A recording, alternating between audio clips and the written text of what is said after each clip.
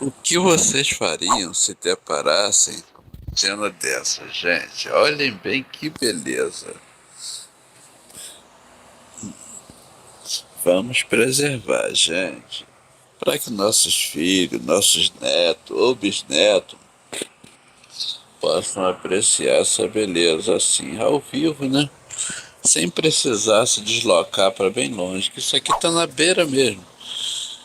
Na beira do paredão, do espigão da João Cordeiro, gente. Fortaleza, Ceará. É muito lindo de se vê-la assim pertinho, ela é tranquila. Muito obrigado, Pai.